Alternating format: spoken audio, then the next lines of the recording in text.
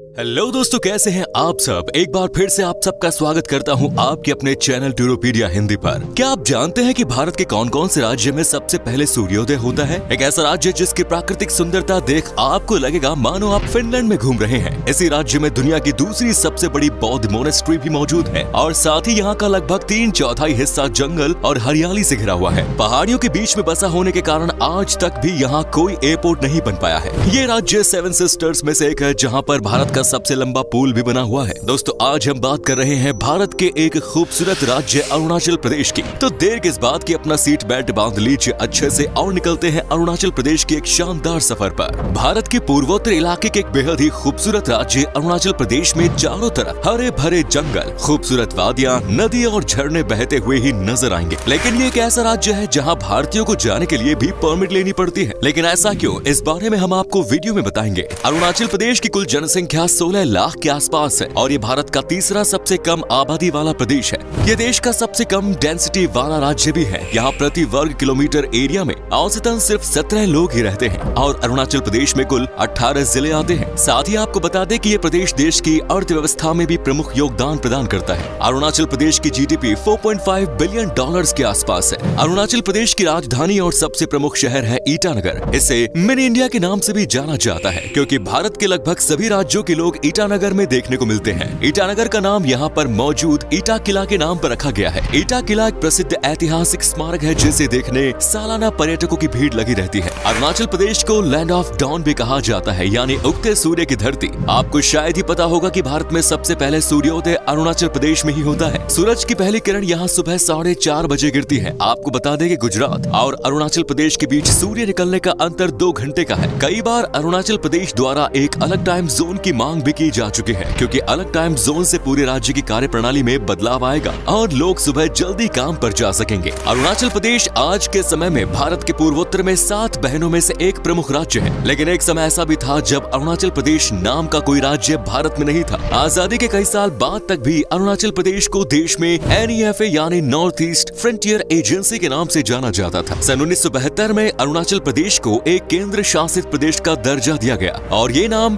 बीभा बासु दास जी द्वारा रखा गया क्योंकि अरुणाचल प्रदेश का मतलब ही होता है उगते सूर्य की धरती। दोस्तों, सर्दियों के समय अरुणाचल प्रदेश किसी जन्नत से कम नहीं लगता। यहाँ चारों तरफ बर्फ की सफेद चादर से ढकी हुई चोटियां ही नजर आती हैं, जिसकी तुलना फिनलैंड राज्य से की जाती है। आप अगर सस्ते दामों में फिनलैंड घूमने का मजा लेना चाहते हैं तो अरुणाचल प्रदेश की ट्रिप प्लान कर सकते हैं। अरुणाचल प्रदेश भारत में सबसे बड़ा अंतर्राष्ट्रीय सीमा शेयर करता है। ये 3 देश चीन, भूटान और म्यांमार के साथ कुल 1603 किलोमीटर की सीमा साझा करता है। अरुणाचल प्रदेश में देश की सबसे पुरानी बौद्ध मोनेस्ट्री है जो यहाँ के तवांग जिले में स्थित है। ये मोनेस्ट्री 400 साल से भी ज्यादा पुरानी है और दुनिया भर के बौद्ध अनुयायियों के लिए ये जगह बेहद खास है। यहाँ पर दूर दूर से लोग ध्यान के लिए आते हैं। तवांग अरुणाचल प्रदेश का बहुत ही खूबसूरत और प्राचीन पर्यटन स्थल माना जाता है जहाँ प्रकृति के अद्भुत नजारे देखने को मिलते हैं। यहाँ की बर्फीली चोटियाँ और बर्फीली दर्राएं एक रोमांचकारी यात्रा का अनुभव कराती है। यहाँ की सुंदर झीलें और शांत झरने देखकर तो आपको जैसे ही यही बस जाने का मन करेगा। तवांग कई महत्वपूर्ण और सुंदर मठों के लिए भी जाना जाता है। याक की सवारी, पहाड़ और नदी किनारे बने खूबसूरत होटल, फूलों की घाटी, कैंपिंग, बाइक राइडिंग और ब्रिज आदि यहाँ के मुख्य आकर्षण हैं जो पर्यटकों को लुभाते हैं। तवांग को लेकर भारत और चीन का हमेशा से ही विवाद रहा है। सन 1962 के युद्ध में चीन अरुणाचल प्रदेश के काफी अंदर तक दाखिल हो गया था। तब से लेकर आज तक चीन तवांग जिले के साथ साथ ज्यादातर अरुणाचल प्रदेश को अपना हिस्सा मानता आया है और अरुणाचल प्रदेश को अपने देश के नक्शे में भी शामिल करता है। आज भी अरुणाचल के कई जिलों में चीन की सेना बेस कैंप बनाकर बैठी हुई है।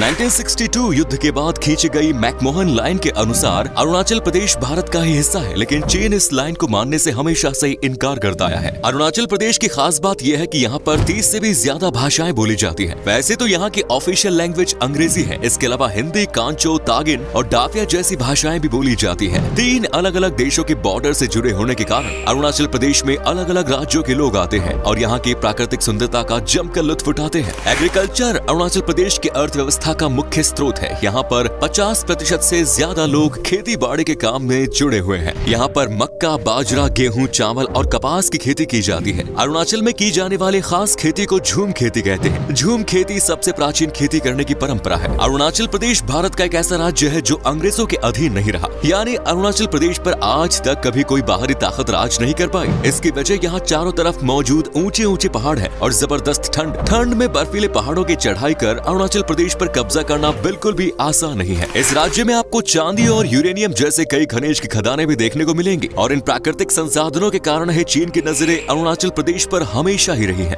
अरुणाचल प्रदेश को ऑर्किड पैराडाइज भी कहा जाता है। इस अकेले राज्य में 500 से भी ज्यादा प्रकार के ऑर्किड की प्रजाति पाई जाती है, जो भारत के किसी भी राज्य में सबसे ज्यादा है। साथ ही यहाँ कई प्रकार की जड़ी बूटियां भी पाई जाती हैं। ईश्वर का भरपूर वरदान अरुणाचल प्रदेश को प्राप्त है, जहाँ के 80% एरिया में सिर्फ जंगल है। अरुणाचल प्रदेश में रहने वाले ज्यादातर लोग किसी न किसी जनजातीय समुदाय से ही ताल्लुक रखते हैं। कुल मिलाकर 25 से 30 आदिवासी समुदाय के लोग इस प्रदेश में रहते हैं। वहीं इन जनजातियों के अंदर भी कई जनजातियां आती हैं, जिनकी गिनती करने पर आंकड़ा 100 के पार पहुंचता नजर आता है। इस राज्य के लोग टोपोला भात, बैम्बो शूट और सुअर का मांस खाना पसंद करते हैं। साथ ही आपोंग नाम की राइस बीर भी खूब पी जाती है। अरुणाचल प्रदेश में एक और अनोखा रिवाज है शादी के समय, जहाँ ज्यादातर लड़की के पिता दहेज का इंतजाम करने के लिए परेशान और दुखी रहते हैं। वहीं अरुणाचल प्रदेश में दहेज लड़की वाले नहीं बल्कि लड़की वाले देते हैं। इसीलिए यहाँ पर लड़की पैदा होने पर शानदार जश्न मनाया जाता है। लेकिन ये बात बिल्कुल भी नहीं भूलनी चाहिए कि दहेज लेना और देना दोनों ही पाप है।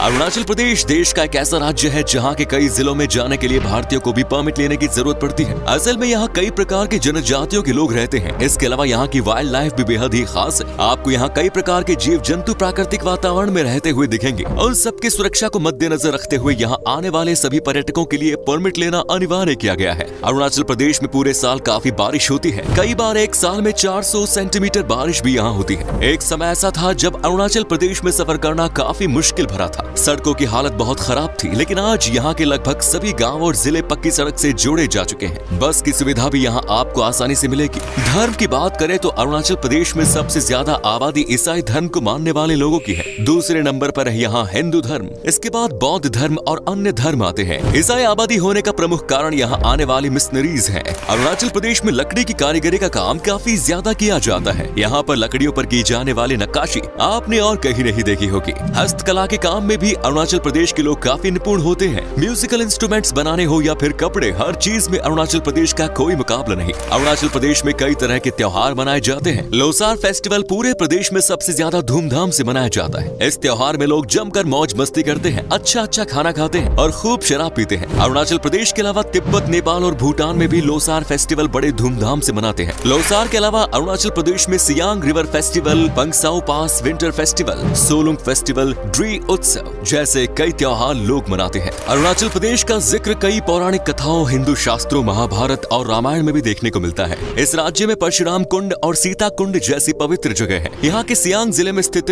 मालिनीथान मंदिर एक और ऐतिहासिक और पवित्र मंदिर है। मान्यताओं के अनुसार द्वारिका नगरी जाते वक्त इस स्थान पर भगवान श्री कृष्ण और रुक्मिणी ने रुककर विश्राम किया था। इसके अलावा भी अरुणाचल प्रदेश में कई ऐसी जगह है जहाँ आप अपनी फैमिली और दोस्तों के साथ घूमने का आनंद ले सकते हैं। इसके अलावा 5600 फीट ऊंचाई जीरो वैली दुनिया की सबसे खूबसूरत जगहों में से एक है। यहाँ पहुंचकर आपको ऐसा लगेगा मानो आप साक्षात प्रकृति की गोद में लेटे हुए हो। अगर आप ट्रैकिंग का शौक रखते हैं तो अरुणाचल प्रदेश की गोरीचेन पीक की यात्रा जरूर करनी चाहिए। ये इस राज्य की सबसे ऊंची चोटी है जो समुद्र तल से 22,500 फीट की ऊंचाई पर स्थित है। पासीघाट अरुणाचल प्रदेश का एक सबसे पुराना शहर है, जहाँ के झरने, झूलते हुए पुल और पहाड़ की चट्टानें इसे बहुत ही आकर्षक पर्यटन स्थल बनाती है। इसके अलावा रोइंग, पामुम पारे, बोमडिला, कमलांग वन्य जीव अभ्यारण्य और महू वन्य जीव अभ्यारण्य जैसी अनेकों जगह आप घूम सकते हैं। साथ ही अरुणाचल प्रदेश में ही देश का सबसे लंबा ब्रिज भी बना हुआ है। ये ब्रिज ब्रह्मपुत्र नदी के ऊपर है, जिसकी लंबाई 9.15 किलोमीटर है। इसका पुल का नाम धोला सदिया पुल है, जिसे डॉक्टर भूपेन हजारिका ब्रिज के नाम से भी जाना जाता है। भारत में ये एक बीम ब्रिज है जो असम और अरुणाचल प्रदेश के पूर्वोत्तर राज्यों को जोड़ता है। ये पुल दक्षिण में ढोला गांव से लेकर उत्तर में सादिया तक ब्रह्मपुत्र नदी की एक प्रमुख सहायक नदी लोहित नदी तक फैला है। ये पुल बनते ही अपने आप में आज के प्रसिद्ध टूरिस्ट डेस्टिनेशन बन गया। अगर आप प्रकृति के नजदीक रहकर कुछ पल सुकून के गुजारना चाहते हैं तो अरुणाचल प्रदेश आपके लिए एक परफेक्ट टूरिस्ट डेस्टिनेशन है। यहाँ घूमने के लिए लगभग 30,000 रुपए का खर्च आएगा। फ्लाइट से आने पर बजट 40,000 तक भी जा सकता है। लेकिन एक बार इस राज्य की सुंदरता आप देख लेंगे तो आपको अपने पूरे पैसे वसूल होते नजर आएंगे। लेकिन आपकी जानकारी के लिए बता दें कि अरुणाचल प्रदेश तक आप सीधे फ्लाइट से नहीं जा सकते, क्योंकि ये एक ऐसा राज्य है जहाँ कोई भी हवाई अड्डा मौजूद नहीं है। फ्लाइट के जरिए यहाँ तक पहुँचने के लिए आपको असम के गुवाहाटी शहर जाना पड़ेगा, जहाँ से किसी भी गाड़ी के जरिए आप अरुणाचल प्रदेश पहुँच सकते हैं। अगर आप अकेले हैं तो आपको अरुणाचल प्रदेश घूमने के लिए 7 से 8 दिन में लगभग 24,000 रुपए खर्च करने होंगे। अगर आप भी प्रकृति की खूबसूरती में खोना चाहते हैं तो छुट्टी मनाने के लिए किसी अच्छी जगह की तलाश प्रदेश में है तो आपको अरुणाचल प्रदेश की सैर जरूर करनी चाहिए। तो दोस्तों ये था खूबसूरत राज्य अरुणाचल प्रदेश। कैसा लगा बताइए कमेंट्स में। आप में से अगर कोई है इस राज्य से तो हमें जरूर बताइए, क्या कभी आपने विजिट की है इस राज्य की, और अगर की है तो आपका एक्सपीरियंस कैसा रहा, ये भी हमारे साथ शेयर जरूर करें। उम्मीद है वीडियो पसंद आया होगा। वीडियो को लाइक कीजिए और अपने दोस्तों और रिश्तेदारों के साथ इसे शेयर करना ना भूलें। हमारे चैनल को भी सब्सक्राइब जरूर करें। वीडियो को अंत तक देखने के लिए सभी का शुक्रिया। फिर मुलाकात होगी। धन्यवाद।